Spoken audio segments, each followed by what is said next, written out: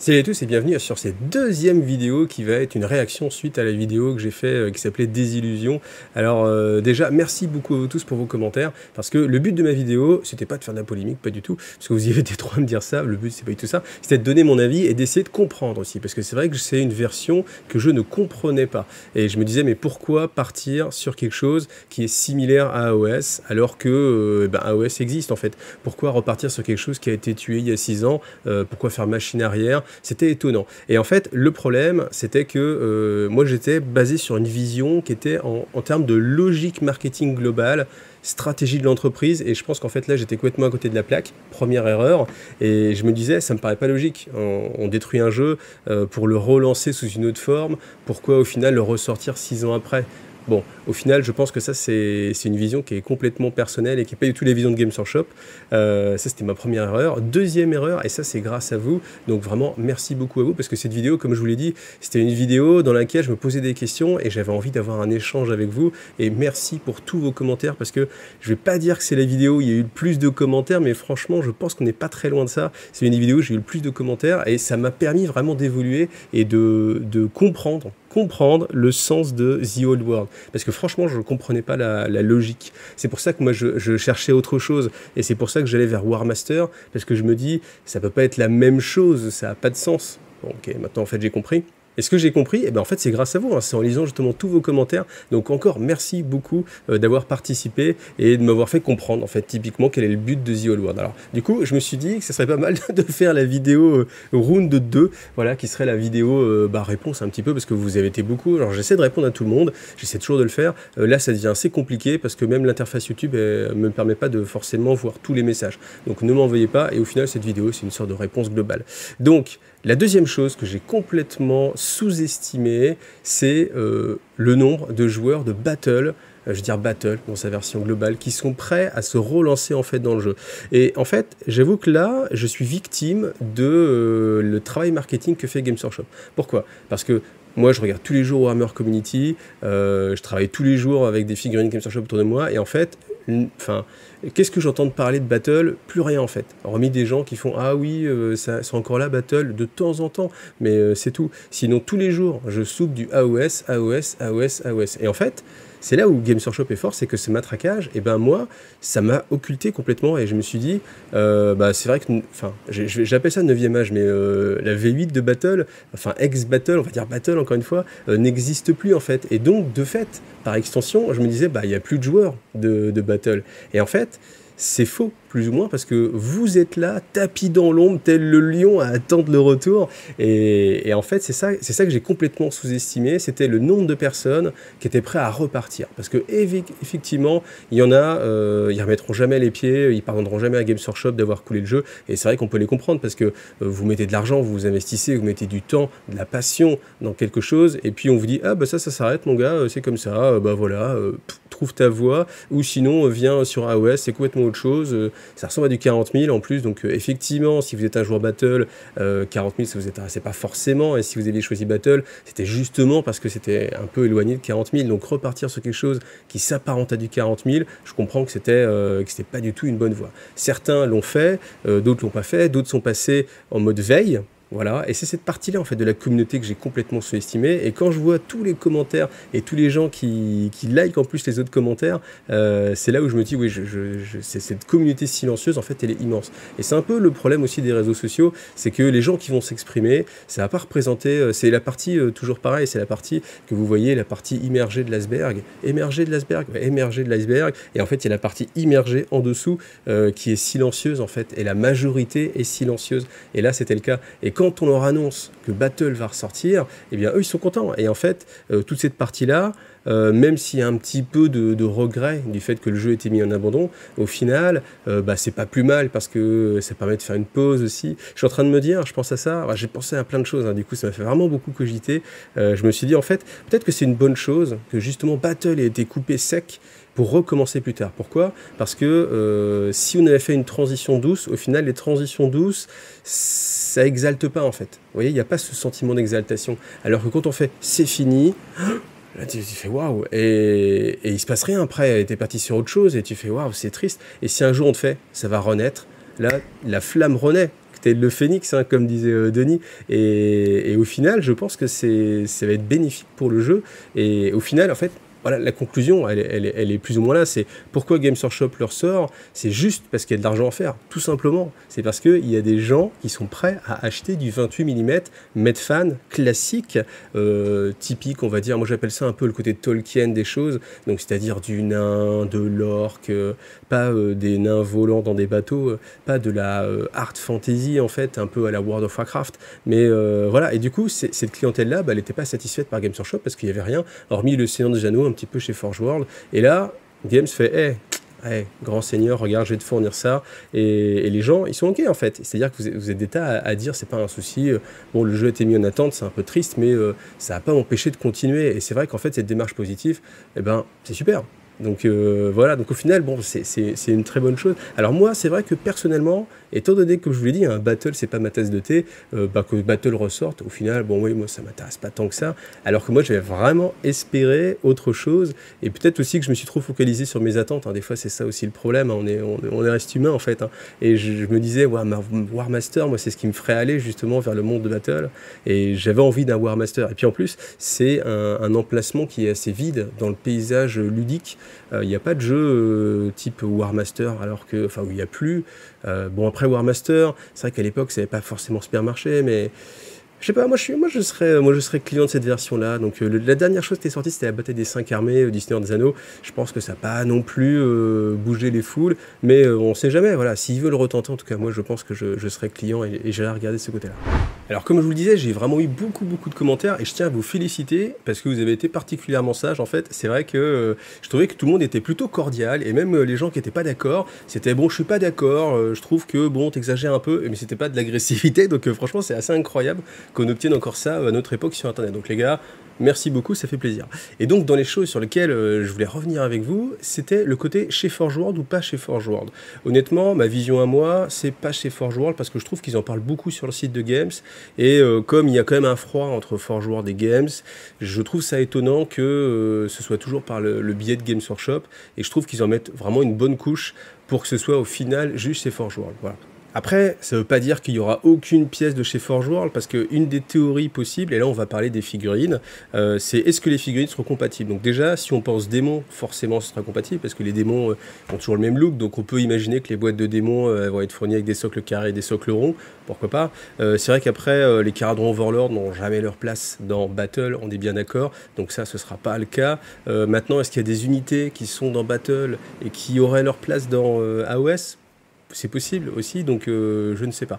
En tout cas, moi, ma théorie, c'est que, étant donné qu'il y a beaucoup de moules qui existent quand même, ils n'ont pas jeté les moules, hein, ça forcément, parce que le moule, c'est une valeur, et puis ce serait complètement débile. Je ne pense pas qu'ils puissent repartir sur une nouvelle gamme avec plein de figurines.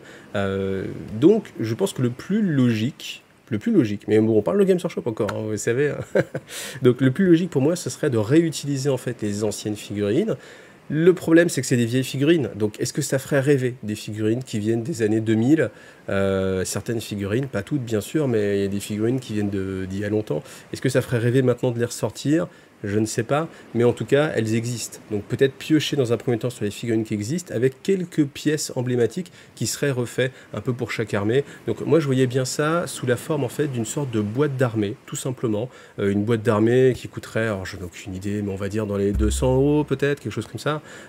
Par faction, une sorte de super détachement ou de super battle force, où il y aurait eh bien, les anciens régiments, tac tac tac, plus deux héros, une machine de guerre, peut-être quelque chose qui serait renouveau et qui serait resculpté et qui serait la petite pépite qui vous donne envie d'aller sur cette armée. Parce que moi, je ne perds pas de vue ça, c'est que souvent, quand on est figuriniste, c'est une figurine qui va vous tilter et vous faites « Ok, c'est ça que je veux jouer ». Pas parce que vous avez lu les règles, alors certains si, mais moi, ma vision, c'est vraiment, je vois une figurine et je me dis oh, « J'adore cette figurine, je veux la jouer, c'est quoi la faction ? Ok, c'est cette faction-là, bah écoute, je veux jouer ça ». Et puis après, on espère que ça colle quand même avec notre style de jeu. Mais moi, je verrais bien les choses comme ça. Et c'est là où le côté Forge World, peut-être pour sortir quelques personnages en plus, mais je ne suis pas certain. Après, je peux me tromper, hein, ce n'est que de la spéculation. Bien évidemment, j'ai autant d'informations que vous là-dessus, donc c'est que de la spéculation. Mais je pense que moi, je parierais plutôt sur voilà, quelques ressorties, peut-être pas toutes les armées d'un coup, mais peut-être que si, parce qu'au final, là je suis en train de repenser à l'époque d'Apocalypse, il y a de ça très longtemps, où ils avaient fait vraiment une sortie majeure, où pour chaque faction, et puis c'est ce qu'ils font aussi à Noël. À Noël, vous avez des boîtes d'armées pour chaque faction, avec voilà, pas mal de choses qui sont ressorties. Bon, moi ça me paraît assez cohérent, et puis ça permettrait comme ça de dire, bah tiens, tu vas pas aller chercher tes figurines en occasion, Games Workshop te les redonne quand même. Alors, est-ce que vous allez pouvoir réutiliser vos vieilles figurines? Franchement, dans un premier temps, je pense que oui, peut-être, pour pouvoir récupérer comme ça quelques personnes et puis faire une base assez saine comme ça pour pouvoir repartir rapidement. Maintenant, je pense que sur le long terme, effectivement, ils vont avoir tendance à... Voilà. Et il y avait quelqu'un qui m'a fait une très bonne remarque, j'ai oublié ton prénom, désolé, mais qui disait, il faut faire attention parce qu'en fait, Games dit, oui, vous allez pouvoir réutiliser vos vieilles figurines. Oui, mais dans quelle forme? Et il m'a fait penser aux index qui étaient sortis pour la V8 de 40K, où du coup, simplement, vous aviez un bouquin très fin, avec pas de fluff, rien du tout, juste en fait des petites lignes avec les changements de statistiques. Et je me dis, c'est pas impossible qu'on ait droit à ça, c'est que dans un premier temps, on vous dise, bon bah voilà, regardez, vous avez un index pour jouer toutes les factions qu'il y avait dans le vieux monde, pour les jouer en The Old World, voilà. Et au final, après, ils vont sortir sans doute des Battle Tom encore, ou je sais pas comment ça s'appelait avant, des livres d'armée. Et puis, forcément, il va y avoir des nouvelles unités. Je pense, ces nouvelles unités, elles vont être fortes, elles vont être intéressantes, etc. Donc, pensez-y, on y verra. Mais c'est vrai que cette remarque qui m'a fait, moi, m'a fait tilter. Je me suis dit, oui, c'est pas impossible du tout, donc méfions-nous quand même. Alors après, il y avait un autre point, je vous ai pas mal parlé de 9e âge. J'ai peut-être pas assez parlé de Saga aussi, qui est aussi une autre façon d'utiliser ces figurines Battle. Et moi, en fait, mes figurines Battle, parce que j'ai une armée de comptes vampires Battle, eh bien, elle est exclusivement utilisée pour Saga. Voilà, c'est aussi une façon d'utiliser. On m'a parlé aussi de WAP, que je connais pas, donc qui est un système qui serait, voilà, aussi décliné, un peu comme 9e âge. WAP, j'ai pas fait de recherche dessus, mais ça existe quand même, donc je vous donne l'info si vous voulez les chercher, n'hésitez pas. Et donc, si je reviens sur 9e âge, ce que m'ont dit en fait les gens de 9e âge, c'est que c'est vrai qu'il y avait une crainte en fait vis-à-vis de la communauté 9e âge. Parce que pourquoi? Évidemment, dans ceux qui jouent au 9e âge, il y a ceux qui sont sur 9e âge parce qu'ils aiment ce système de jeu, et il y a ceux aussi qui jouent à ça parce qu'il n'y a rien d'autre et que en fait ils préféraient jouer à Battle, mais comme ça n'existe pas et qu'ils ont quand même envie de jouer, ils jouent à 9e âge. Et forcément, quand Games Workshop va arriver en disant hop, voilà, c'est la V9 de Battle, ça s'appelle The Old World, et bien les gens en fait vont dire bon ok, c'était bien gentil 9e âge, mais là maintenant je vais aller sur le truc officiel, parce qu'il y a toujours cette notion en fait, ça c'est quelque chose que j'ai remarqué dans ma carrière de joueur depuis des années, c'est que vous faites un truc aussi beau soit-il, mais fan-made sera jamais le même poids que quelque chose d'officiel qui est bancal. Et c'est aussi incroyable que ça, mais il y a toujours ce côté-là, on va être rassuré parce que c'est une enseigne. C'est exactement la même chose que quand vous achetez vos brioches et qu'il y a marqué une marque au lieu de no-name avec pas de marque, c'est pareil pour d'autres choses. Il y a toujours ce côté rassurant d'avoir une marque derrière. Voilà. Et je pense en effet que ça va jouer, c'est certain, qu'il y a des joueurs qui vont passer du 9e âge à The Old World. Il y a tellement de jeux que du coup je finis pas à mélanger. The Old World. Et le truc aussi par contre, c'est que d'un côté il y aura ça, de l'autre côté il y a le côté positif aussi, que pour les gens qui sont dans The Old World, enfin 9e âge pardon, et qui vont pas vouloir changer, eux ils vont se retrouver avec des nouvelles figurines qui vont ressortir, et aussi des figurines plus faciles d'accès, parce que a priori là le marché de l'occasion c'est un peu compliqué, et puis forcément moins il y a de figurines qui sont produites, et puis là en l'occurrence il n'y en a plus, plus ça devient difficile, plus les prix vont augmenter, et ainsi de suite. Il y a moins de figurines sur le marché de l'occasion, il y en a beaucoup qui finissent dans des poubelles de façon atroce, hein. Je sais de quoi je parle, j'en ai vu, alors que ça pourrait finir dans des mains d'autres joueurs, mais bon voilà, les gens ils ont la flemme, ils les jetent, c'est atroce. Mais voilà, forcément les figurines disparaissent au fur et à mesure, et là si Games les ressort, eh bien ça va donner accès, ça va faire baisser peut-être le cours aussi de l'occasion, donc ça va permettre de jouer plus facilement aussi à 9e âge, donc c'est plutôt un point positif aussi. Après, on m'a fait remarquer quelque chose aussi, c'est que souvent dans la communauté 9e âge, il y a des gens qui n'étaient pas passés, enfin justement des gens qui n'étaient pas passés sur 9e âge parce que le fluff, donc c'est-à-dire le lore, l'histoire, était pas riche du tout sur 9e âge. Alors il l'était pas, mais quand j'ai fait la vidéo sur 9e âge, les gars m'ont quand même expliqué qu'il y avait un gros travail qui était fait maintenant pour justement développer le lore. Et quelqu'un d'autre aussi en commentaire m'a fait un commentaire super intéressant. J'aurais dû noter vos noms, hein, je suis vraiment désolé. Au pire, si j'ai le temps, je les retrouverai, mais j'aurai peut-être pas le temps. Du coup, disait que 9e âge, en fait, c'était un jeu qui était commencer sur un système, et on a un système solide, et on le développe, et au final on se dit tiens, ça serait bien de rajouter du fluff. Alors que Battle, c'est le contraire, ça part du jeu de rôle, donc vraiment 100% de fluff, et puis après on dit tiens, on va mettre un système de jeu dessus. Et c'est vrai que ces deux démarches-là, eh bien, elles sont assez différentes, elles sont parallèles, elles se croisent, et il y a un moment, bah, voilà, c'est à chacun de s'y retrouver, et forcément, ceux qui étaient là pour le fluff, eh bien, 9e âge, comme c'est plutôt un jeu qui se veut technique, bien fignolé, avec une belle mécanique, ils vont plutôt passer du côté battle, forcément. Bon voilà, hein, vous l'aurez compris, hein, ce sujet, je peux en parler des heures, et c'est vraiment grâce à vous, hein, grâce à vraiment l'échange qu'on a pu avoir à travers les commentaires. Donc j'espère que ça a été intéressant pour vous. En tout cas, pour moi, ça a été hyper intéressant, parce que j'ai pu comprendre pourquoi The Old World existait. Et c'est vrai que moi, j'étais vraiment... je ne voyais pas en fait les choses du bon côté, avec le bon prisme, et c'est vrai que d'avoir discuté avec vous comme ça, j'ai dit ok, je comprends mieux, en fait les joueurs sont toujours là, donc effectivement si on leur sort du 28 mm, avec la qualité qu'on peut faire maintenant, forcément il y aura des gens, et puis Games Workshop, la logique elle va pas plus loin que se dire, attends, si on sort des figurines 28 mm, il y a des gens qui vont acheter, ils vont être contents, et bah ok, faisons-le, oui alors ok, ils vont se dire, bon, les attraits, etc., mais bon en fait, s'en fiche s'ils achètent, etc. Et en fait c'est tout bête, mais... c'est moi qui suis bête, pour moi, vous voyez, il y avait cette notion de... Enfin, l'honneur, entre guillemets, genre Games Workshop peut pas revenir sur ce qu'ils ont fait, mais en fait, je crois simplement qu'ils s'en fichent. Je crois aussi qu'il y a eu un gros turnover, en fait, sur le côté décisionnaire chez Games Workshop, et que simplement les gars se sont dit, attends, ça c'est une bonne idée, ok, fonce Johnny, fonce James Workshop, et voilà. Donc, bah écoutez, merci à vous tous d'avoir communiqué avec moi via les coms, c'était vraiment super. Merci à vous tous d'avoir été tous plus ou moins à 99% très cool sur les commentaires, donc vraiment merci beaucoup. Et puis rendez-vous dans une prochaine vidéo, sans doute pas sur The Old World, mais en même temps je vais quand même regarder ça un petit peu de loin, parce que socialement je trouve que c'est hyper intéressant de voir justement ces réactions là, et c'est la première fois qu'on vit ça en fait, un jeu qui est arrêté par Games Workshop. En plus c'est les gros, c'est les meilleurs, donc c'est ceux qui attirent en fait le plus de gens, et qui excitent en fait les pulsions des gens, donc voilà. Eux, ils arrêtent un jeu, ils le recommencent, on va voir ce que ça va donner. Franchement, je suis vraiment très curieux de voir ce que ça va être, cette sortie. En tout cas, on ne manquera pas d'en reparler. Merci à vous tous, bon week-end, bonne semaine, bonnes vacances, et à bientôt. Salut à tous.